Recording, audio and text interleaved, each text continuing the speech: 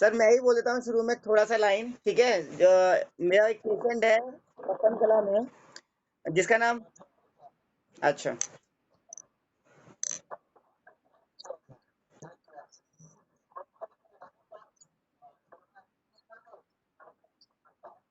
Sir, वो stroke actually थोड़ा सा बड़ा है, बाकी कोई स्टार्ट कर सकता है तो कर दे स्टार्टिंग में, फिर उसके बाद आगे चलते हैं।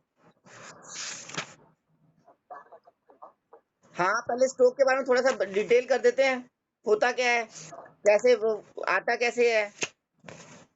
ठीक है सर। तो स्ट्रोक, सर कोई शुरू कर रहा है?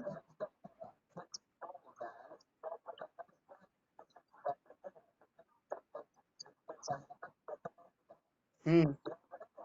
हाँ सर।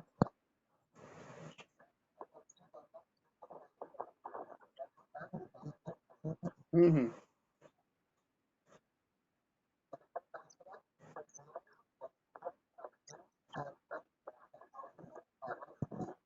हाँ हाँ। ठीक है। हम्म।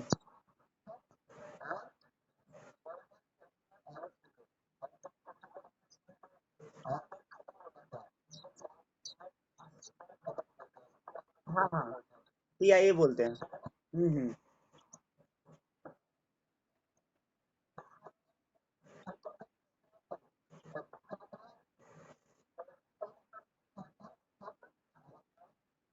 हम्म। सर इसको ना दो,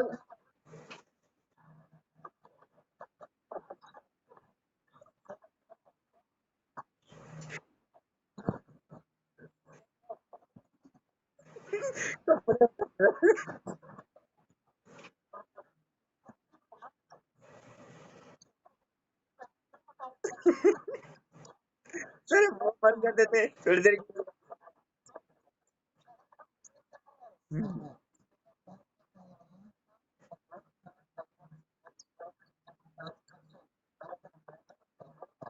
हम्म। हम्म।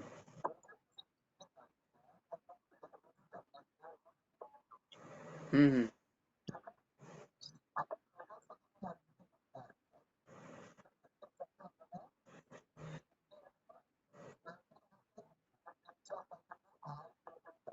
अच्छा।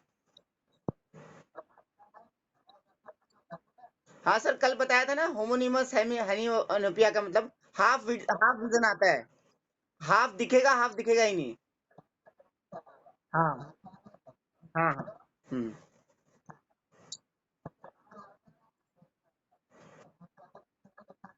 हाँ हाँ। अच्छा। हम्म।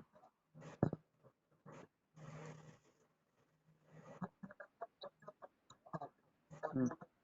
हम्म। हम्म। अच्छा। हम्म। नहीं आ रही है सर।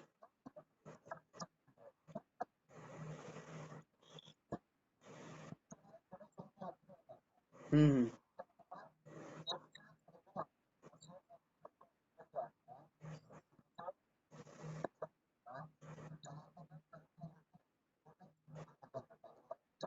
हम्म।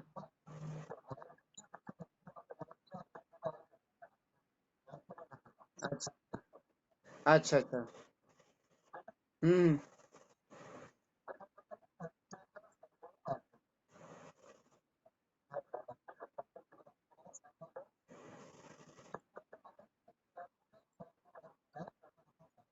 हाँ। अच्छा, मोनोप्लेजिया होता है कोई सा भी।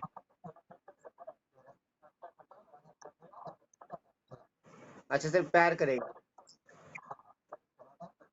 ठीक। ठीक है। हम्म।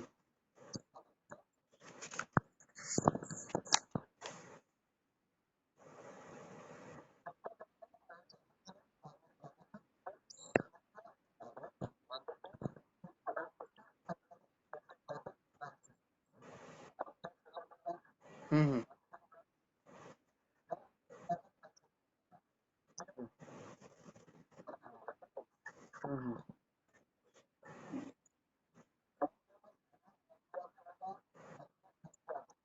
अच्छा। हम्म।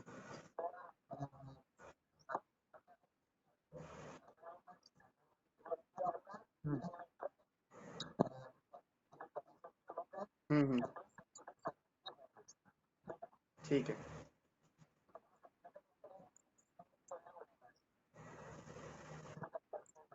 डीकम्पोज। हम्म। हम्म। हम्म। हम्म।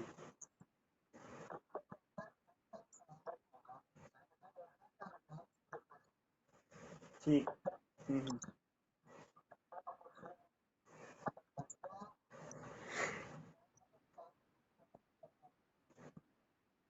हम्म।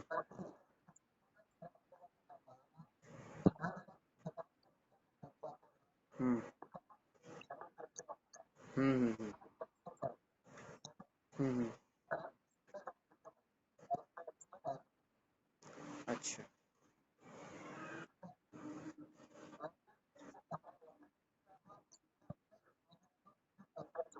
हम्म।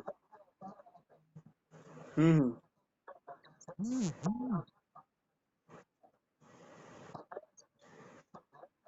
नहीं, कुछ नहीं बता। हम्म।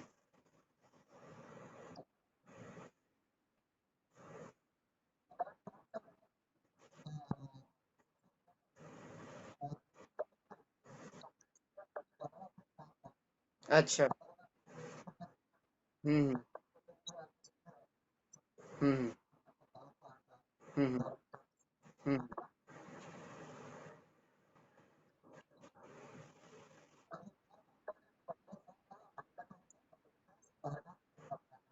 हम्म। हम्म। आईटीबी।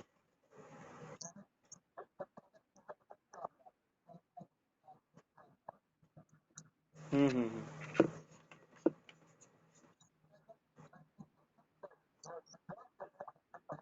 हाँ हाँ हाँ।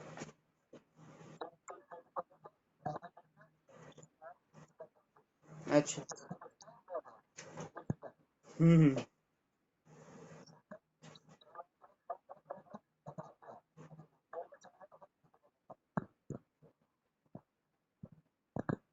ठीक है।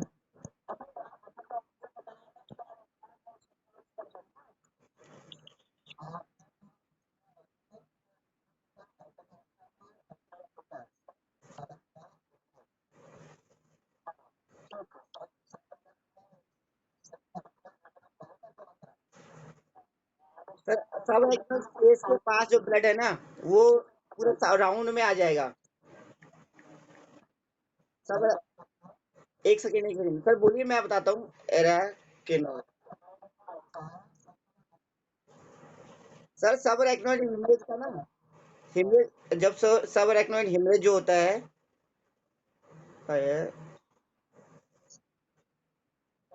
एक सेकेंड, एक सेकेंड, फोटो नहीं दिख रही ना।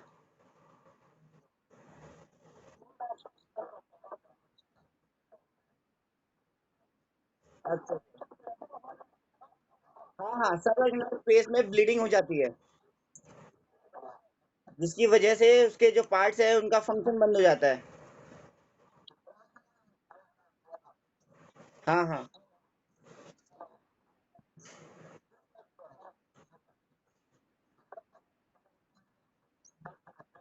हम्म।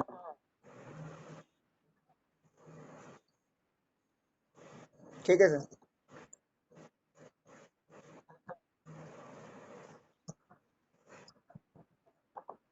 ठीक है सर, इसमें कुछ और भी लिख रखा था, इसमें लिखा हुआ था एर्थरोस्क्लेरोसिस की वजह से भी होता है। वो इश्यमिक स्ट्रोक होगा, जिसके अंदर क्या है, ब्लड के अंदर एक तरह का वो मूव कर रहा है। एम्बोलाई की वजह से भी हो सकता है, एम्बोलस की वजह से। इसके अलावा थ्रोम्बस फॉर्मेशन है कहीं पे, वो सब इश्यमिक करते हैं।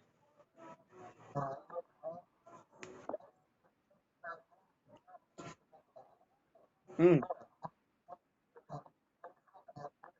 हम्म। हम्म। हम्म हम्म,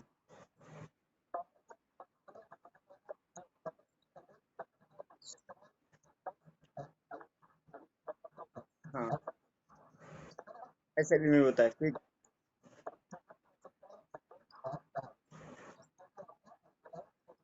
हम्म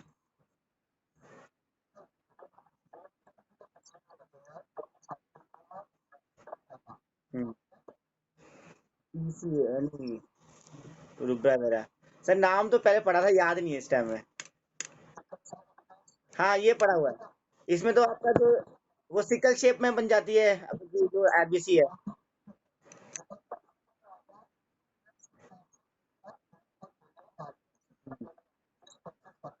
हम्म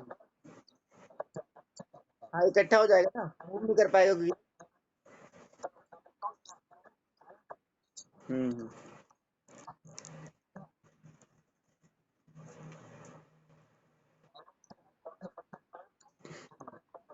हाँ हाँ।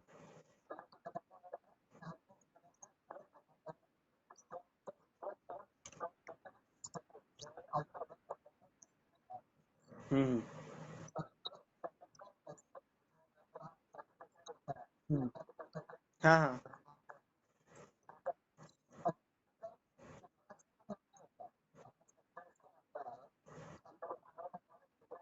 हम्म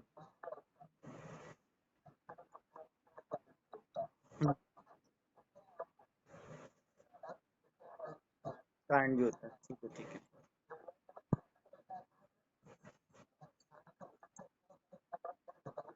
हम्म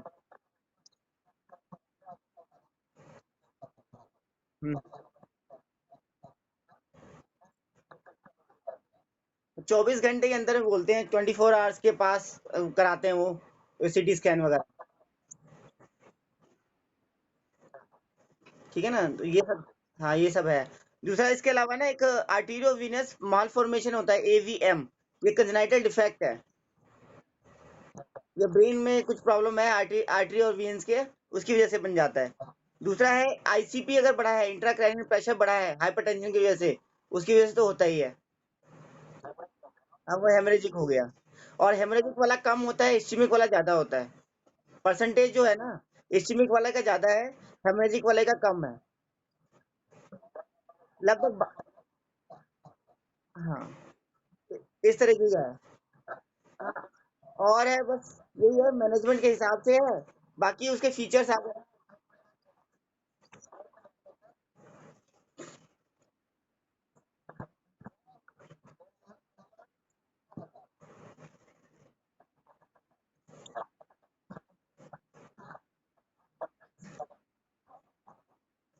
सब इलेक्ट्रॉनिक।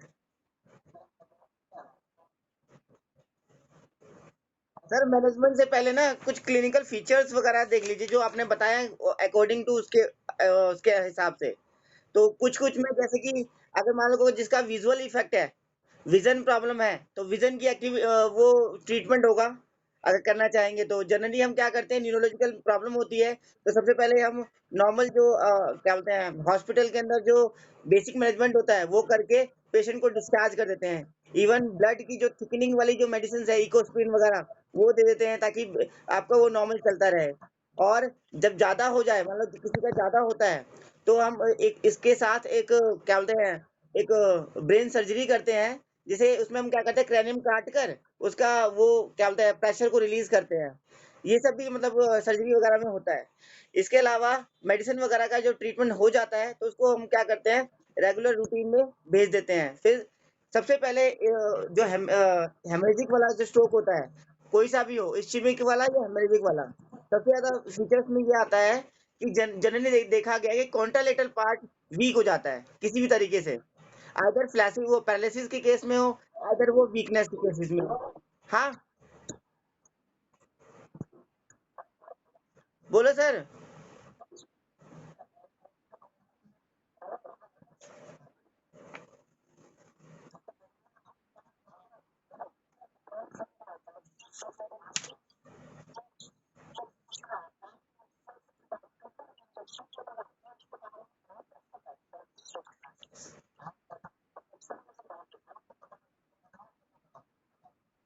अच्छा, इंजेक्शन के बारे में मैं तो सिर्फ इतना बता रहा था कि जब हम ट्रीटमेंट करते हैं ना, ट्रीटमेंट में जो आपका जो इनिशियल ट्रीटमेंट है, उसमें तो यही करते हैं कि उसका फोकल रीजन देखा, मेडिसिन आईवी के थ्रू चढ़ाई, और इसमें जो ब्लड की जो थिकनिंग वाली जो मेडिसिन है, उनको क्या बोलते हैं आईवी के थ्रू दे दिया, जिसकी वजह से कुछ टाइम के बाद वो मतलब वो हो जाता है। लेकिन अगर उसको हेमरेज हो चुका है, टीआई से ऊपर हो चुका है, तो उसका जो फंक्शन लॉस हो जाएगा। अगर वो फेशिया के मतलब फेस के साथ है, तो हम उसको कहते हैं फेशियल पाल्सी भी हो रखी है साथ में। किसी किसी पेशेंट में फेस नहीं होता इन्वॉल्व, सिर्फ upper limb and lower limb involve होता है। तो जिस तरह से सिम्टम्स होते हैं, उसी अकॉर्डिंग उसका ट्रीटमेंट चल जाता है। जनरली देखा गया है कि स्ट्रोक के केसेस में हेमीप्लेजिया का कंडीशन बनता है, जिसमें प्लेजिया भी हो सकता है, पैरालिसिस भी हो सकता है। अगर ज्यादा सीवियर है तो प्लेजिया में जाएगा, अगर हल्का कहीं थोड़ा सा है तो पैरालिसिस के फीचर्स में जाएगा। पैरालिसिस वाला जल्दी ठीक हो जाएगा, जबकि प्लेजिया वाले को टाइम लगेगा। ठीक है सर, आप बाकी सब बता दो, बाकी मैं उसके आगे बताता हूँ क्या क्या फीचर्स होंगे।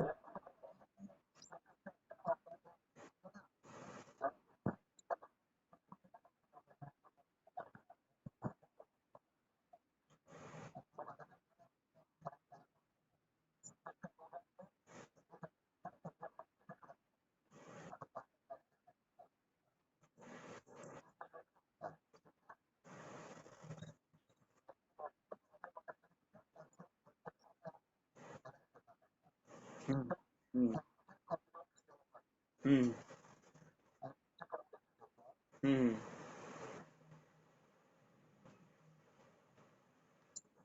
ब्लड थिनिंग करने के लिए ना।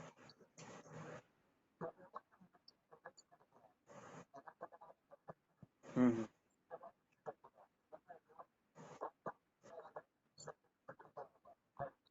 हम्म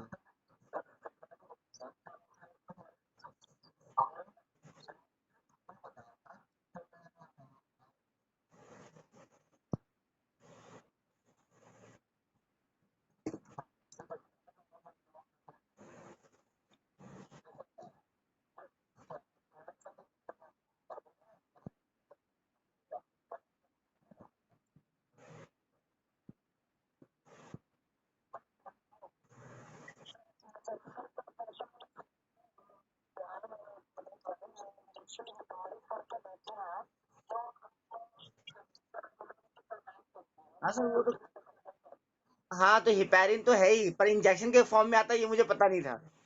एक्चुअली जो हम ये यूज करते हैं ना, इवैक्यूएटर यूज करते हैं, उसके अंदर यूज करते हैं। एंटीकोगुलेंट है जो कि बहुत दिन, यार एक और यूज करते हैं, दूसरा एंटीकोगुलेंट भी यूज करते हैं, नाम दिमाग में नहीं है लेकिन उस वो बेसिकली क्या करता है, जो ब्लड हमने डाला ना, डोनेट किया है या उसका सैंपल लिया है, वो उसको मतलब वो कोगुलेशन होने से बचा देता है, मतलब कुछ टाइम तक। तो वो डला होता है डब्बे में।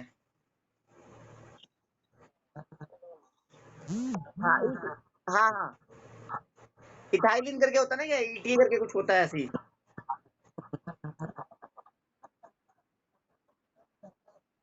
हाँ, ईडीटी होता है, हाँ।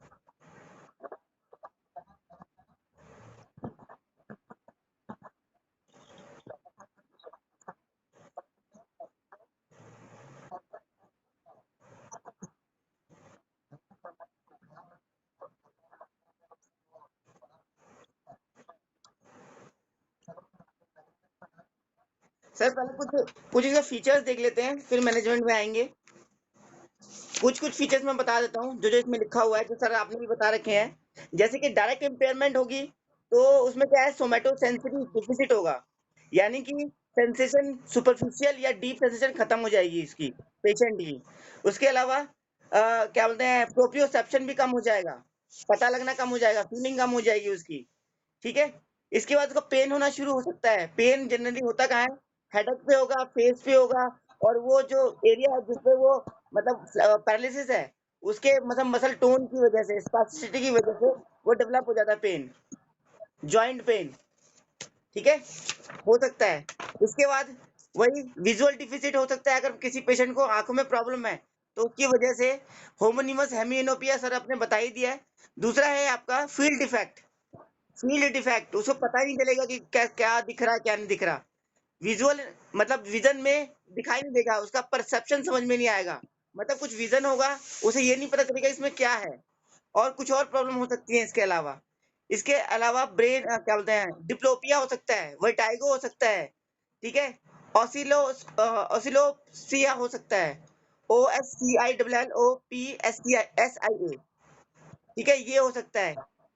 इसमें इसमें क्या होता है, जो आपका वो है ना विजन, वो ब्लड विजन आता है। मतलब विजन तो आएगा, दिखेगा भी सब कुछ, लेकिन साफ नहीं दिखेगा, ब्लर्ड होगा वो। दूसरा आता है विजुअल डिस्टॉर्शन। विजुअल डिस्टॉर्शन का मतलब क्या है, दिखेगा, लाइट दिखेगी, बट जो इमेज है ना वो बिखरी हुई दिखेगी, ठीक है? मतलब क्लियर नहीं दिखेगा कि ये बुक है तो बुक है, उसे लगेगा पता नहीं क्या है, ठीक है? इसके अलावा जो मोटर डिफिसिट होते हैं, मतलब मोटर नर्व्स वगैरह में जैसे पैरालिसिस आ गया, मोटर एक्टिविटी बंद हो जाती है, जैसे हेमिप्लेजिया हुआ तो हाफ बॉडी पैरालाइज हुई, तो हाथों की एक्टिविटी, पैरों की एक्टिविटी, इवन हाफ बॉडी का ट्रंक एक्टिविटी, कुछ फेस की एक्टिविटी वो खत्म हो जाती है। जो मोटर का एक्शन करती है, जैसे माउथ में मसल ऑफ मास्टिकेशन, स्माइलिंग, ऐसे कुछ एक्टिविटीज हैं, जैसे आर्म में फ्लेक्शन एक्सटेंशन, आपका abduction एडक्शन, मतलब सारी की सारी आरओएम बंद हो जाती है। इसके बाद टोन में चेंज आता है, टोन, मसल टोन बदल जाती है। अगर आपने देखा होगा कि जब स्ट्रोक का पेशेंट होता है इनिशियल फेज में, तो फ्लैसिड होती है।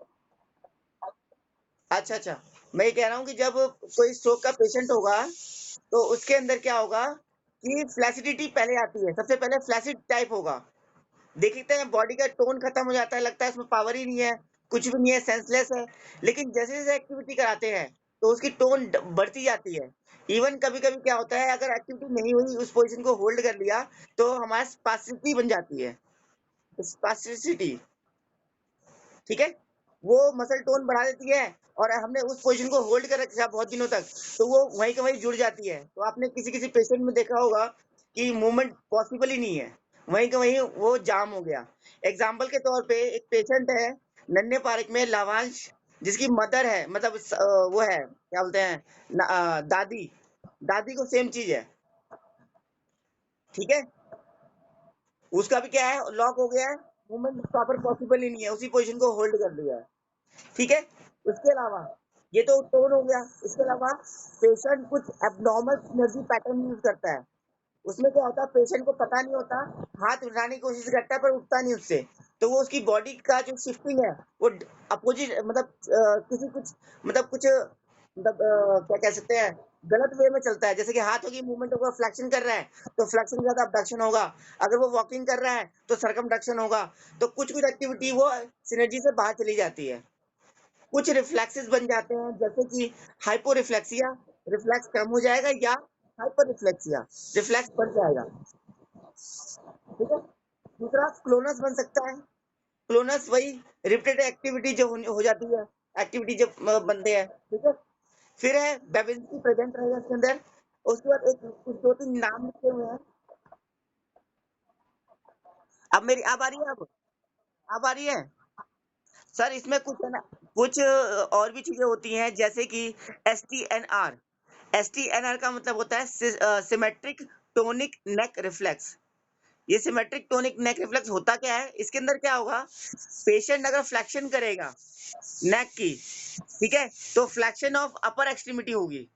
अगर वो फ्लेक्शन कर रहा है तो हाथ भी मुड़ेंगे साथ में, और जो आपका लोअर एक्सट्रीमिटी है वो एक्सटेंशन में जाएगी, ठीक है? अपर अगर हमने फ्लेक्शन किया तो अपर लिम्ब फ्लेक्शन में जाएगा और लोअर लिम्ब एक्सटेंशन में जाएगा, ठीक है? और अगर हमने एक्सटेंशन किया तो अपर लिम्ब एक्सटेंशन में जाएगा, लोअर लिम्ब फ्लेक्शन में जाएगा, इसका अपोजिट। समझ में आ गया? हाँ, STNR में होता है, STNR। सर समझ में आ गया? पुनीत कहाँ गया? पुनीत भी गया, और अनु? हाँ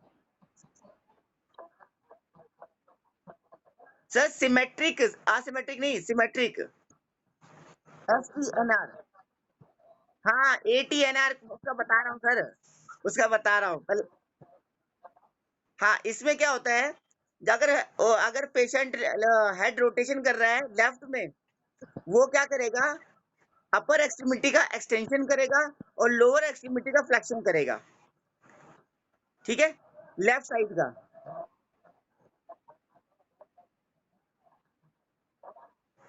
सर गलत है, कैसे गलत है? सर मैं आपको लैंग्वेज बता रहा हूँ, मैंने क्या इसमें लैंग्वेज लिखी हुई है। ATNR asymmetric tonic neck reflex, इसमें लिखा हुआ है head rotation to the left may cause extension of the upper extremity and lower extremity, extension of the upper extremity and lower extremity in ATNR। अगर वो head rotation करता है left में। हाँ,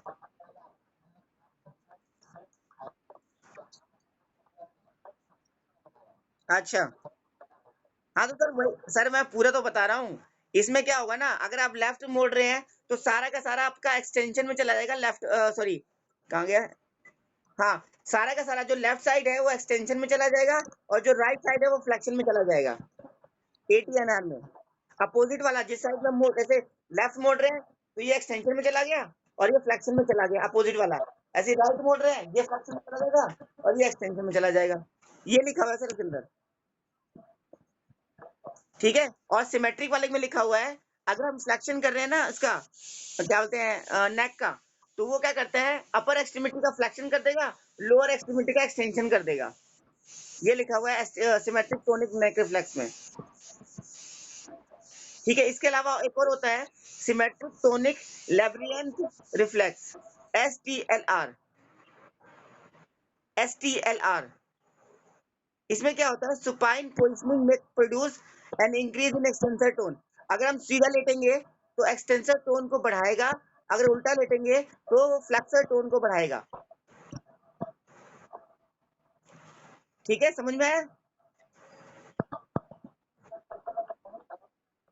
इसमें है सिमेट्रिक टोनिक लेब्रियंथ रिफ्लेक्स। हाँ,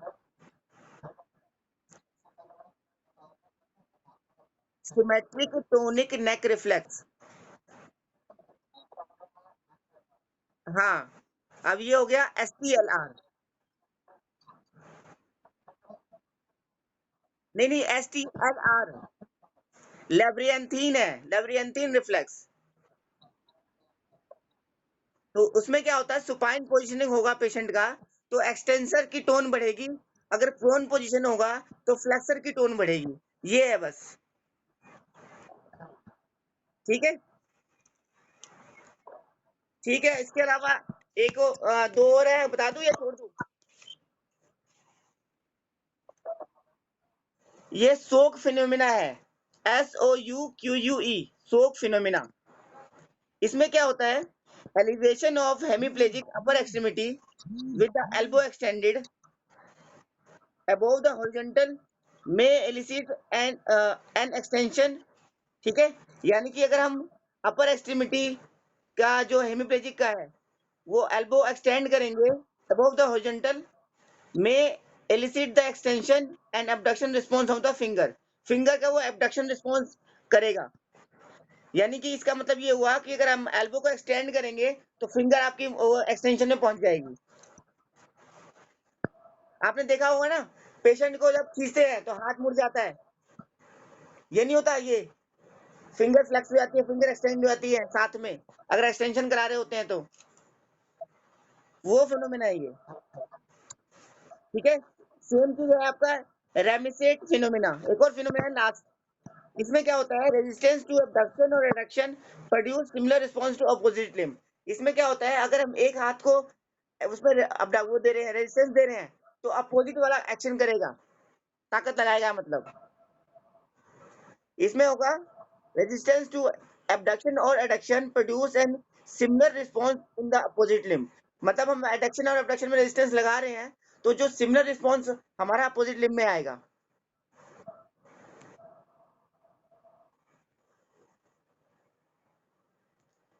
पूरी तरह बंद हो गया क्या, क्या हो गया पुनीत को? ठीक है,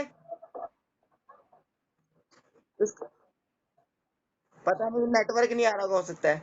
फिर है आपका पैरासिस, हो सकता है जिसमें आपका अल्टर्ड मसल एक्टिवेशन पैटर्न होगा, ठीक है।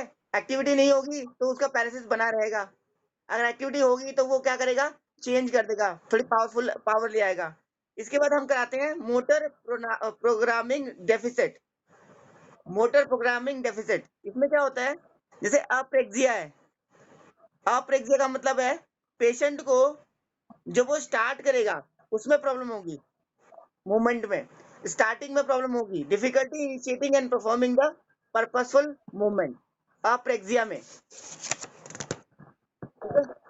दूसरा होगा आपका, हाँ स्टार्टिंग में दिक्कत होगी, और उसका पोस्चुरल और कंट्रोल और बैलेंस में दिक्कत होगी।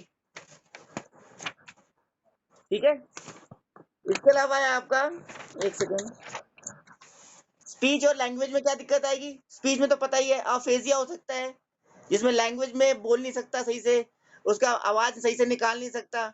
दूसरा आपका अफेजिया होगा, अफेजिया में वर्निके और रिसेप्टिव लिखा हुआ है। दूसरा आपका नॉन फ्लुएंट लिखा हुआ है। तीसरा ग्लोबल अफेजिया, 3 अफेजिया लिख रखे हैं इसमें। ठीक है, अफेजिया का मतलब ये है कि उसको बोलने में, वो उसमें प्रॉब्लम आएगी, कॉम्प्रिहेंशन में प्रॉब्लम आएगी। उसके बाद डिसआर्थरिया, उसके आर्टिकुलेशन में प्रॉब्लम आएगी। हाँ जी, सब बता रखा है सर। अच्छा चलो ठीक है, ठीक है बता रहा हूँ। अफेजिया में ना, वर्निकेज अफेजिया होता है speech flow smoothly with a variety of grammatical construction and preserve melody of speech. मतलब स्पीच आराम से मतलब बोला जाएगा, लेकिन क्या बोलते हैं, वैरायटी ऑफ ग्रामेटिकल कंस्ट्रक्शन और प्रिजर्व मेलोडी ऑफ स्पीच, मतलब उसकी आवाज बनी रहेगी। ठीक है, दूसरा है यहाँ पर नॉन फ्लुएंट अफेजिया। इसका मतलब क्या है? फ्लो ऑफ स्पीच कम हो जाएगी, स्लो हो जाएगी, and hesitant vocabulary is limited, और उसकी वोकैबुलरी कम हो जाएगी, और उसका जो जो वो स्लैंट है वो थोड़ा इम्पेयर्ड हो जाएगा, सही से बोल नहीं पाएगा वो, मतलब तो उसकी आवाज अलग ही तरीके की आएगी।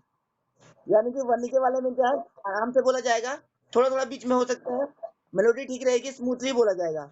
नॉन फ्लुएंट में क्या होगा, स्पीच कम होगी, और थोड़ा बीच में रुकेगा, और क्या बोलते हैं, उसकी वोकैबुलरी भी कम होगी, और वो सही से, मतलब उसका स्लैंट है, जो उसका बोलने का तरीका है वो चेंज हो जाएगा। इसके बाद आता है ग्लोबल एफेजिया। जो ग्लोबल एफेजिया होता है, उसमें क्या होता है, mark impairment of both production and comprehension of language. मतलब ना तो वो सही से निकाल पाएगा, बोल पाएगा, और ना लैंग्वेज बना पाएगा सही से। ठीक है सर, तो इसमें 3 अफेजिया के टाइप दे रखे हैं, Wernicke's aphasia, non fluent aphasia and global aphasia. और उसके बाद आता है डिसआर्थरिया। डिसआर्थरिया तो सर सबको पता ही है, आर्टिकुलेशन में प्रॉब्लम आती है, जिसकी वजह से बोल नहीं पाता, जी नहीं पूरा पूरा मूव करेगा, सही से एक्टिविटी नहीं होगी, माउथ नहीं प्रॉपर चलेगा। ठीक है, इसके बाद है आपका डिस्फेजिया। ये बहुत पेशेंट में कॉमन होता है, और मैंने सर आपसे एक काफी बार पूछा भी होगा कि सर मसल स्टिमुलेटर है क्या, और क्या बोलते हैं गैसो इसको क्या बोलते हैं स्टिमुलेट करने के लिए। तो इसके अंदर क्या होता है कि स्वेलोइंग डिफिकल्टी होती है, पेशेंट को स्वेलो नहीं कर सकता डिस्फेजिया में। उसमें क्या होता है, aspiration aspiration penetration of food liquid और सलाइवा, और gastric reflex into the airway. कुछ भी खाते हैं वापस आ जाता है, मतलब वो अच्छी तरह से अंदर निकल नहीं सकता। तो स्वेलोइंग प्रॉब्लम होता है एफेजिया के अंदर। ठीक है, इसको स्टिमुलेट करने के लिए हमने कुछ पढ़ा था, याद होगा, आइसिंग करते हैं, ब्रशिंग करते हैं, कुछ याद, कुछ दिमाग में होगा आपके सब। इसको हम गस्टेटिव रिफ्लेक्स जो होता है ना गस्टेशन के लिए, उसका स्टिमुलेशन देते हैं किसी किसी मेथड से, जिसकी वजह से क्या होता है, स्वेलिंग आ जाती है। इसके बाद आया होगा परसेप्चुअल डिफिसिट, सॉरी डिसफंक्शन। इसमें कुछ कुछ वर्ड्स हैं, उनके शायद नाम प्रॉपर नहीं लिखे हुए हैं, लेकिन मैं बता दूं। इसमें यूनिलेटरल नेग्लेक्ट, यूनिलेट मतलब एक पार्ट को वो भूल जाएगा कि उसका दूसरा पार्ट है भी। बहुत पेशेंट ऐसे कहते हैं ना कि सर मेरे तो राइट हैंड है ही नहीं, मुझे लगता ही नहीं मेरे हाथ है, पैर है, मेरे को बस ये लगता है ये वाला हाथ है ये वाला पैर है। तो उसे बोलते हैं यूनिलेटरल नेग्लेक्ट। ठीक ठीक है, दूसरा वर्ड है एनोसोग्नोसिया। एनोसोग्नोसिया, इसका मतलब सर ध्यान में है, सर इसमें मीनिंग नहीं लिखा हुआ, लेकिन मेरे को लगता है सेम चीज है। एनोसोग्नोसिया में भी यही लगता है उसको कि वो एक्टिविटी कर रहा है पर उसे होता नहीं है, ऐसे करके कुछ होगा। इसके बाद right and left discrimination. Right और लेफ्ट में उसको पता नहीं चलता, अगर हम बोलते हैं लेफ्ट पैर उठाना है, तो वो लेफ्ट की जगह राइट उठा लेता है, उसे लगता है वो लेफ्ट ही उठा रहा है। जैसे हैवी प्लेजिया में हम जाते हैं ना पेशेंट देखने, तो हम कहते हैं सर अपना लंबा ये वाला पैर उठाओ, जो इन्वॉल्व होता है, जबकि वो क्या करता है, अपोजिट वाली एक्टिविटी करता है। अगर इस वाले हाथ से नहीं होती तो वो इस वाला हाथ को उठाता है, देखा होगा, ये कॉमन है। इसके अलावा है finger and agnosia. Finger agnosia मतलब फिंगर ही मूवमेंट नहीं करेगा, भूल जाएगा उसको क्या है, फिंगर है भी कि नहीं है। इसके अलावा कॉग्निटिव फंक्शन में प्रॉब्लम आती है। कॉग्निटिव फंक्शन बेसिकली होता क्या है, शायद पता होगा सबको, जजमेंट में प्रॉब्लम। वो हम उसको कमांड दे देते हैं पेशेंट को, पेशेंट उस बात चीज को समझ तो लेता है, लेकिन वो अपने तरीके से जज नहीं कर पाता। जैसे हम कहेंगे हाथ उठाओ, पैर उठाओ, तो वो कमांड फॉलो करेगा, लेकिन हम उसको कहेंगे सिटिंग कर लो, तो उसे ये तो पता है हाथ उठाएंगे, पैर उठाएंगे, टर्न करेंगे, सिट करेंगे, तब जाके सिटिंग होगी, तो वो फॉलो नहीं करेगा। हमें उसको कमांड देनी पड़ती है बार बार। क्यों? क्योंकि उसके साथ में कॉग्निटिव फंक्शन में वो प्रॉब्लम है। ठीक है। इसमें क्या होता है, अटेंशन डिसऑर्डर। कॉग्निटिव में हम बोल रहे कुछ है, उसका दिमाग कहीं और चल रहा है, कभी कुछ और सोच रहा है, कभी कुछ और सोच रहा है। इन पेशेंट में होता ही है। मेमोरी डिसऑर्डर, मेमोरी, अगर उसे बोलते हैं आज ये काम करना है, कल किया था, वो भूल जाता है। अच्छा, 2 मिनट पहले कुछ किया होता है। कभी कभी ऐसे पेशेंट आते हैं जिनका मेमोरी भी लॉस होता है इसके अंदर। उस कंडीशन में क्या होता है कि हम पेशेंट को करा रहे होते हैं, पेशेंट भूल जाता है, या हम दोबारा नए टाइम पे जाए पेशेंट के पास, तो पेशेंट आपको पता नहीं होता कि आप कौन है, इवन अपने फैमिली मेंबर को भी भूल जाता है। तो हमें याद कराना पड़ता है कि ये है, फिर हमें उसको स्टार्ट करना पड़ता है। तीसरा है आपका कन्फैबुलेशन। कन्फैबुलेशन का मतलब क्या है, memory gap which filled with inappropriate words और फैब्रिकेटेड स्टोरीज। अगर उसको दिमाग में कुछ नहीं है, तो हम क्या करें, एक स्टोरी बना देते हैं कि चला आपके साथ ऐसा हुआ था, ये प्रॉब्लम आई थी, ऐसे से हुआ था, हम अपनी तरफ से स्टोरी बना देते हैं, और वो ये सोचता है कि यही हुआ होगा। ठीक है। इसके अलावा आपका कुछ चीजें रह जाती हैं इन पेशेंट्स के अंदर भी ना, वर्डिंग में कुछ चीजें रह जाती है, जैसे कि कुछ शब्द है उनको याद रहते हैं, कुछ शब्द भूल जाते हैं। ठीक है। डिमेंशिया, भूलने की बीमारी नॉर्मली होता ही है। ये सब आता है कॉग्निटिव डिसफंक्शन में। इसके अलावा आता है अफेक्टिव डिसफंक्शन, जैसे कि आपका इमोशनल इमोशनल पेशेंट होते हैं ज्यादातर, ये देखा होगा। इन पेशेंट्स में थोड़ा इमोशन ज्यादा होता है, और अगर आप कुछ जाओ करने के लिए, तो पहले उसको इमोशनली अटैच करना पड़ता है उससे, तब जाके वो कर रहे होते हैं। देन आपका डिप्रेशन, इस पेशेंट में डिप्रेशन भी ज्यादा होता है, क्योंकि पेशेंट क्या होता है, बेड रिडन होता है, एक्टिविटी होती नहीं है, तो बार बार लेटे लेटे लेटे ज्यादा सोचता है, इसकी वजह से वो डिप्रेशन में पहुंच सकता है। ठीक है। और कभी कभी वो अचानक से हंस लेता है, कभी कभी अचानक से रो लेता है, मतलब उसका है ना मूड डिसऑर्डर भी हो सकता है। ठीक है। इसके अलावा आता है आपका, बाकी डिफरेंसेस है, सीजर वगैरह हो सकते हैं बाद में। ब्लैडर एंड, हाँ, एक है ब्लैडर एंड बowel फंक्शन। इन पेशेंट्स में ये भी देखा गया है, जो यूरिनरी इनकॉन्टिनेंस के कंडीशन भी होते हैं। यूरिनरी इनकॉन्टिनेंस का मतलब क्या होता है, यूरिन प्रॉपर तरीके से नहीं आएगा, या यूरिन रिटेंशन हो रहा है, प्रॉपर तरीके से आपका ब्लैडर वो एम्प्टी नहीं हो रहा। ठीक है।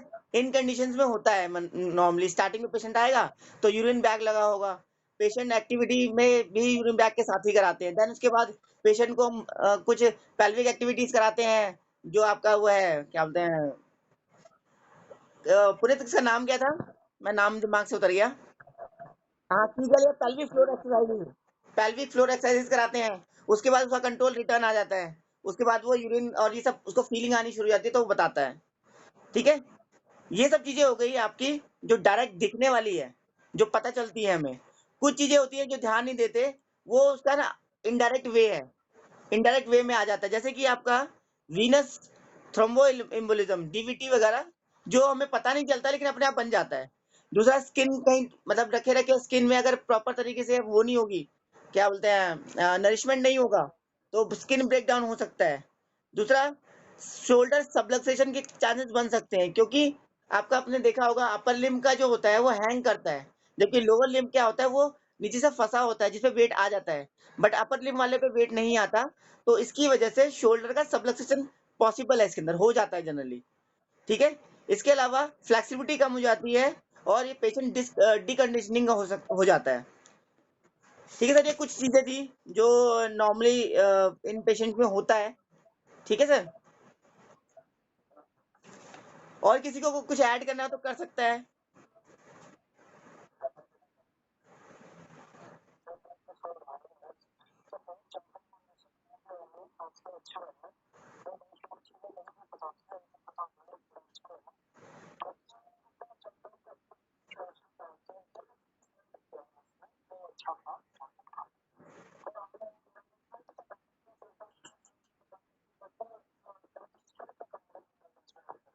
हम्म।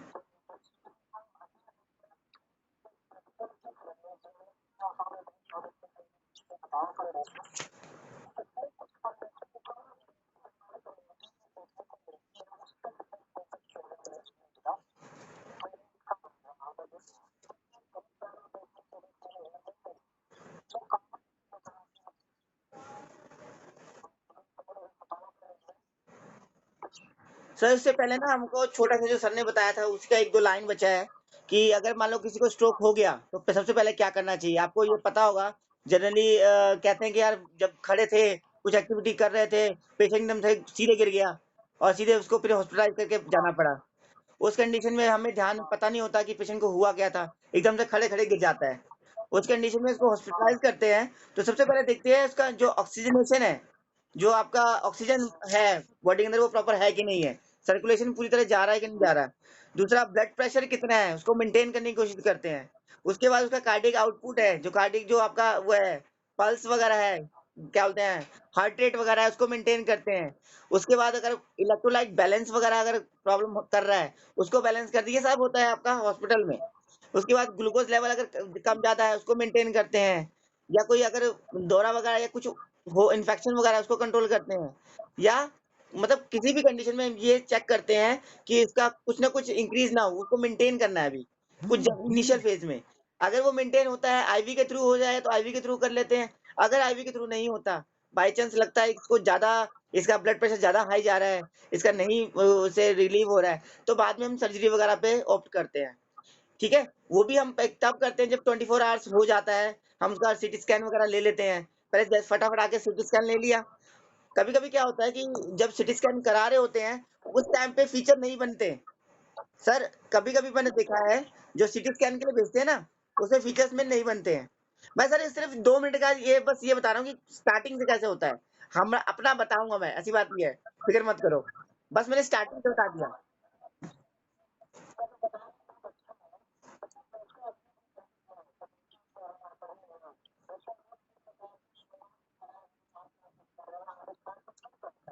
हम्म। तो सबसे किसी भी तरीके की जो फर्स्ट लाइन ऑफ ट्रीटमेंट होता है वो एबीसी होता है, शायद आपको पता होगा। सारे लोग बोलते हैं ABC, Airways, circulation and breathing, ये तीन चीजें ध्यान रखनी होती है। इन तीनों को मेंटेन करने के साथ हमें उसको हॉस्पिटलाइज कराना होता है। अगर पेशेंट का अगर ऑक्सीजन या कुछ नहीं आ रहा है तो हम उसको फटाफट उसको देना है उसे, या चेस्ट जो हम देते हैं आपको पता होगा, क्या बोलते हैं, सीपीआर। सीपीआर वगैरह भी देते हैं अगर हार्ट में कुछ प्रॉब्लम आती है तो अगर ब्रीदिंग नहीं आ रही है तो हम करते हैं इसमें सीपीआर वगैरह करते हैं। तो ये इंस्टेंट वाला तो यही है सर। आप बताओ सर, और दूसरा।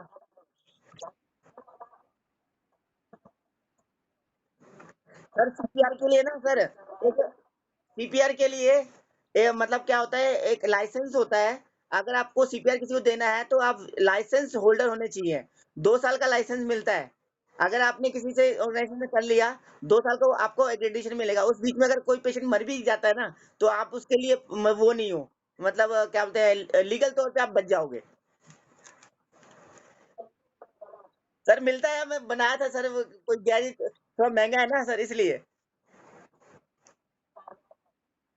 ठीक है सर, बता दूंगा, आएगा तो दोबारा।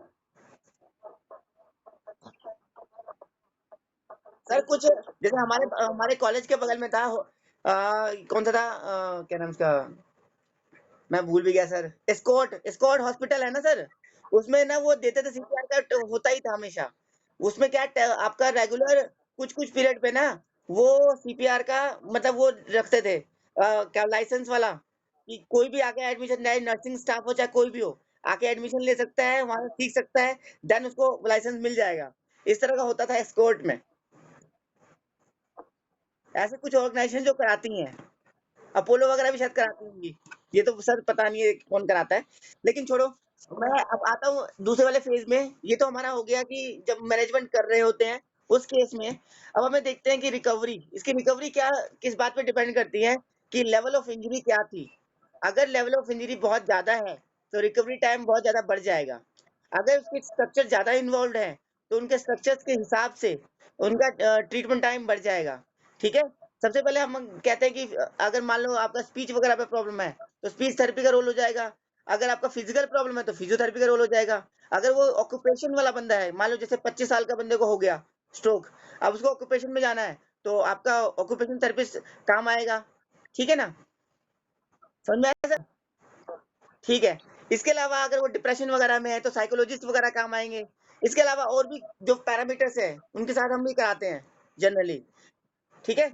आप वो देखोगे हमारे उसमें दिल्ली में एक वसंत कुंज में वो है आईएएस आईएससी, ठीक है? उसके अंदर क्या है, सारे तरह के मतलब वो थेरेपिस्ट हैं, जो कि आपका रिक्रिएशनल पीयर ग्रुप सब कुछ को मैनेज करते हैं। मान लो किसी के साथ हो गया, तो सेम पेशेंट दे देंगे, सेम पेशेंट से साथ आपका नॉलेज शेयरिंग होगी कि हाँ भाई ऐसे हुआ था, इसको ऐसे करना है। ठीक है? तो ये सब चीज़ें हैं, बहुत सारी चीज़ें हैं इसके अंदर। मैं सारा नहीं बताऊँगा, इसमें सिर्फ रिकवरी बताता हूँ। इसमें है आपका जो जो फर्स्ट वीक होता है आफ्टर ऑनसेट, उसमें क्या होता है, रिकवरी फास्ट होती है। ठीक है? जिसमें क्या है, न्यूरोलॉजिकल फंक्शनल रिकवरी आती है जो 1 से 3 महीने होता है शुरू से। हम ये मानते हैं ना कि कुछ टाइम होता है जिसमें हम रिकवरी बहुत ज़्यादा होती है, उसके बाद फिर धीरे-धीरे कम होती आती है, और ज़्यादा टाइम गया तो और कम हो जाएगी। लेकिन जो पहले 3 महीने होते हैं ना, वो क्रूशियल टाइम होता है रिकवरी का, जिसके अंदर बहुत ज़्यादा रिकवरी आती है। दूसरा, उसके बाद 6 महीने के बाद रिकवरी का रेट थोड़ा कम हो जाता है पहले से, आफ्टर 6 मंथ। ठीक है? जबकि 3 से 6 महीने में थोड़ा स्लो हो रखा होता है, लेकिन 6 महीने के बाद और कम हो जाता है। और उसके बाद अ, जो 6 महीने के बाद वाला जो है, पेशेंट के पास जो रिकवरी बचती है, वो थोड़ी कम उस पे बचती है कि stroke recover rapidly with a few और no residual deficit whereas severely impaired individual demonstrate more limited recovery. इसका मतलब ये है कि अगर किसी को कम हो रखा है, वो 3 महीने तक में ठीक हो जाएगा। लेकिन अगर किसी को ज़्यादा है, उसका टाइम पीरियड बढ़ जाएगा, हो सकता है साल लग जाए, हो सकता है 1.5 साल लग जाए, 2 साल लग जाए, 3 साल लग जाए, ये भी हो सकता है। ठीक है? इन कंडीशन के वाइज़, क्योंकि लेवल ऑफ इंजरी ज़्यादा थी, इसलिए टाइम ज़्यादा लग गया। जिसमें क्या होता है कि हम ये मानते हैं जो शुरू का जो टाइम है, उसमें रिकवरी का रेट ज़्यादा होता है, इसलिए हमें एक्टिविटी बहुत वो करानी चाहिए। क्या बोलते हैं, एक वर्ड यूज़ किया था सर, मैं भूल गया हूँ। किसी को याद है? जो शुरू के जो 3 महीने होते हैं ना, जब स्टार्टिंग होता है, तो हमें उसको एक्टिविटी ज़्यादा से ज़्यादा करानी होती है, ताकि वो जो जो उसका हाँ, हाँ, विगरस विगरस एक्टिविटी कराते हैं उसमें। ठीक है सर?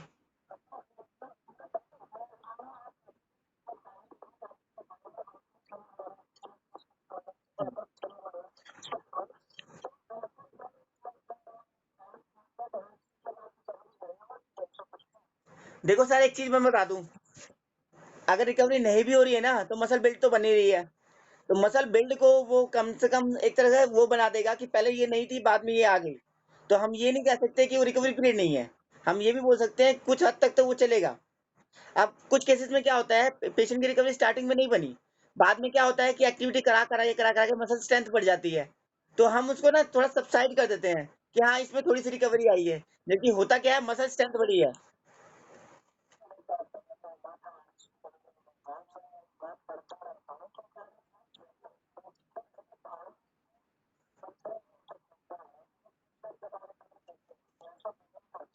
सर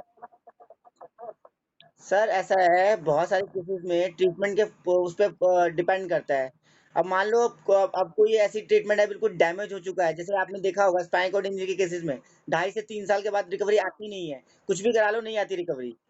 ठीक है ना? बट हेमीप्लेजिया के केसेस में क्या है सर, तो रिकवरी बनती है, 3 साल के बाद भी इवन बन सकती है, क्योंकि मैं अभी पेशेंट देख रहा हूँ, उसको 2.5 साल हो चुके हैं।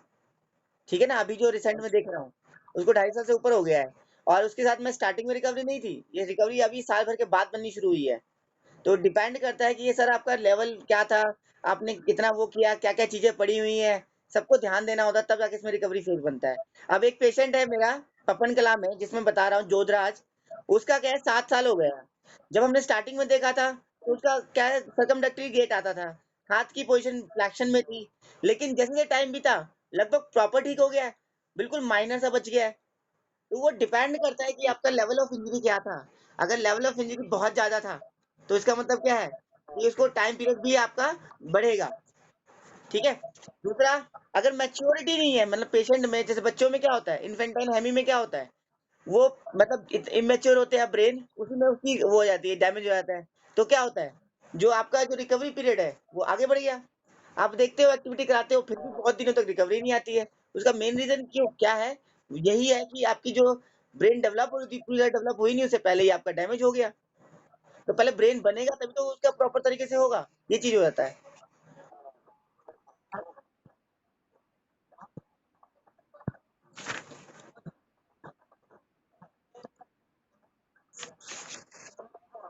हाँ, मेरे पास है अभी वो कम्युनिटी, मेरे पास कम्युनिटी है अभी वो।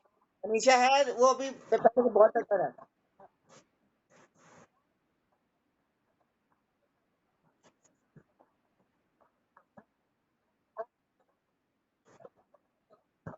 अब तो ठीक है, तो बस वो है कि थोड़ा-सा फिज़िक में प्रॉब्लम है।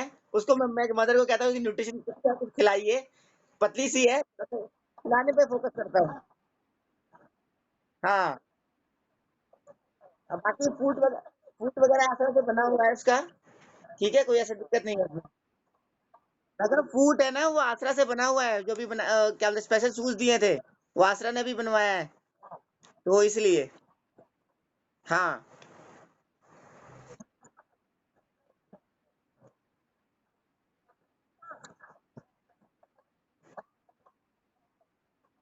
हुँ।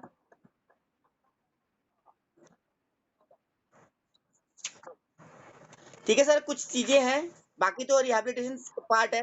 रिहैबिलिटेशन में हम क्या-क्या कराते हैं, बहुत सारी चीज़ें कराते हैं, जो depending upon the case, depending upon the position, depending upon the level of injury, depending depending upon the time of duration, sorry duration, ठीक है? और उसमें क्या है, बहुत सारे इंटरवेंशन हम करते हैं। उसके अंदर कुछ इंटरवेंशन है, जैसे कि आपका हम क्या करते हैं, मोटर लर्निंग स्ट्रेटजी में फ़ॉलो करते हैं। हम उसको कराते क्या-क्या है, कुछ एक्टिविटी कराते हैं ताकि वो बार-बार उसके माइंड में वो आ जाए। तो हम उसको एक्टिविटी करा-करा के उससे फ़ॉलो अप लेते रहते हैं। उसकी बार-बार प्रैक्टिस कराते रहते हैं और उसको रीलर्निंग कराते रहते हैं। मतलब हम एक ही चीज़ को रिपिटिशन में कराते रहते हैं, ताकि क्या होगा, उसका जो वो है ब्रेन है, उसको सेंस करना शुरू कर देगा और वो एक्टिविटी वो अपने आप से करना शुरू कर देगा। इन केसेस में ये करते हैं। तो इसमें लिखा हुआ है जो कि मोटर लर्निंग जो कुछ होता है, उसमें होता है feedback, practice and motor relearning program, ठीक है? इसमें हम सेम मोटर का ना, जो भी हम एक्टिविटी है, फ्लेक्शन करा रहे हैं, तो वापस उसको फ्लेक्शन में कराएँगे। उसके बाद ठीक है? ये सब चीज़ें कराते हैं।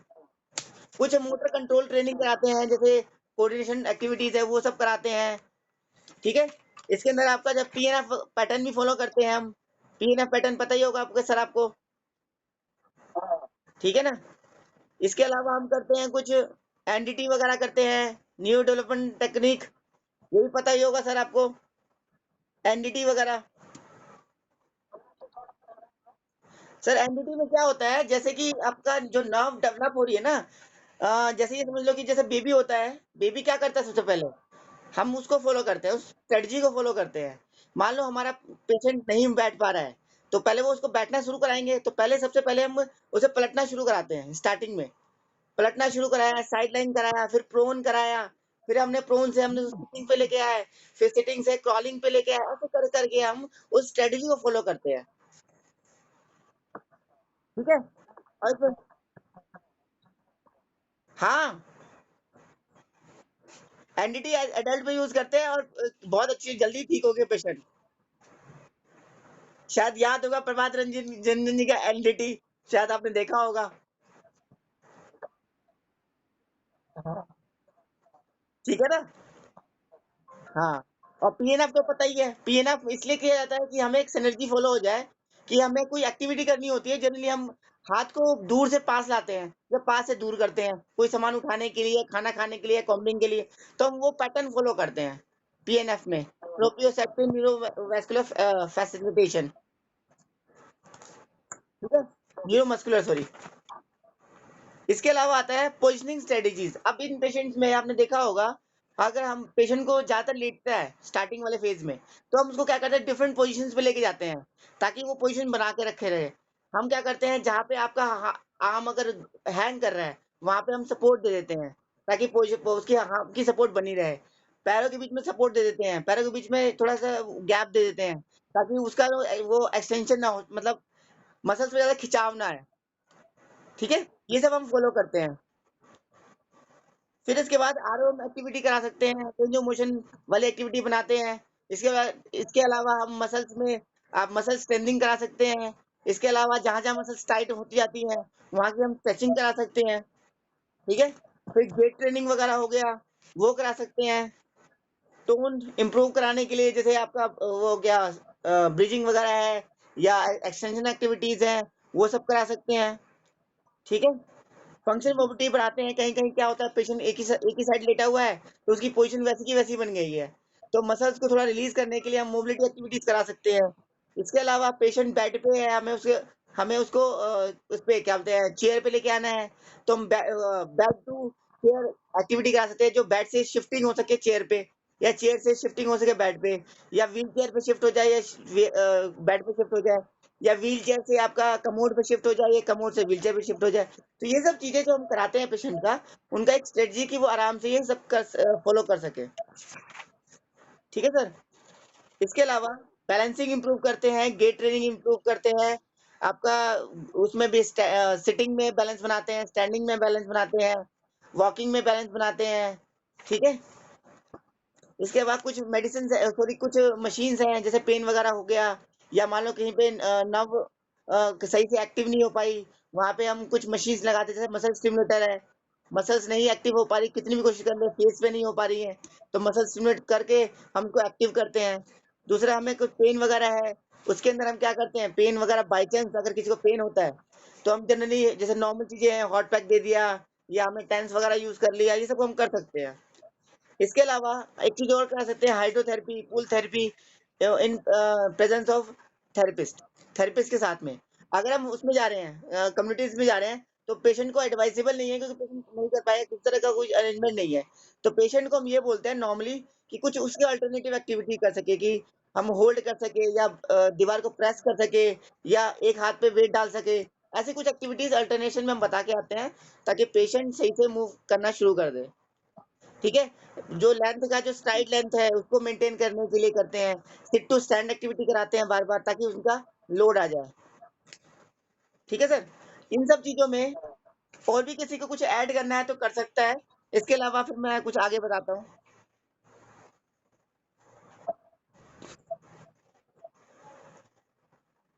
यादव जी आप कुछ ऐड करना चाहेंगे?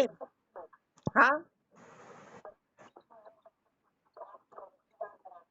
नहीं, नहीं, नहीं, नहीं, नहीं, नहीं, नहीं। सर मैं फिर आपको बता रहा हूँ in every patient we set a goal of short term goal and long term goal. Short term goal में हम ये देखते हैं कि हमें अभी क्या प्रॉब्लम है, हम इसे कैसे सॉर्ट आउट करेंगे। लॉन्ग टर्म गोल में हमें क्या चीज़ अचीव करनी है उसको ध्यान देते हैं। तो शॉर्ट टर्म गोल में भी हम क्या करते हैं डिफरेंट पैटर्न बना लेते हैं। मान लो एक गोल अचीव करना है फ्लेक्शन कराने वाला, तो हम क्या करते हैं हमारा फ्लेक्शन कराने वाला एक्टिविटी कराते हैं, पर डिफरेंट डिफरेंट पोज़ीशन को यूज़ करके, ताकि उसकी फ्लेक्शन आ जाए। ये आइदर वो ग्रेविटी एलिमिनेटेड पोजीशन हो या ग्रेविटी के साथ में पोजीशन हो। इवन हम क्या असिस्टेड एक्टिविटी भी कराते हैं, रेजिस्टेड एक्टिविटी भी कराते हैं। तो डिपेंड करता है हमारी इसकी कंडीशन क्या है, उसके अकॉर्डिंग हम बढ़ेंगे।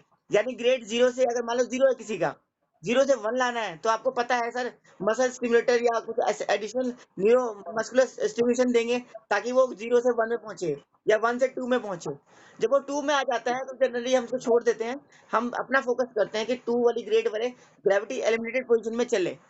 इसी तरीके से धीरे-धीरे हम ग्रेविटी 2 से सारे जो जॉइंट्स हैं, सारे उसको फ़ॉलो कर लेते हैं, तो हम 3 में चलते हैं। 2 प्लस में, फिर 2 प्लस से 3 में, फिर 3 से 3 प्लस में, ऐसे करके बढ़ते हैं सर, ग्रेजुअली बढ़ते हैं, एक साथ नहीं बढ़ते। इसका जो पेशेंट है, किसी-किसी टाइम में आपको देखा होगा, 1 हफ्ते में ठीक हो जाता है, किसी-किसी का 2 दिन में ठीक हो जाता है। मेरा तो मैक्सिमम मिनिमम आपका 6 दिन में ठीक किया था एक पेशेंट को, 6 दिन में बिल्कुल रिकवर। चलना-फिरना सब कुछ आ गया था, ठीक है? अब एक पेशेंट है 2.5 साल हो गए हैं, अभी तक ठीक नहीं हुआ है। तो डिपेंड करता है उसकी सिवियरिटी क्या है, उसके अकॉर्डिंग आपका ट्रीटमेंट प्लान रहेगा। तो ये हर पेशेंट के लिए टेलर मेड ट्रीटमेंट है जो कि आपको हर पेशेंट के लिए देख के बनानी पड़ेगी।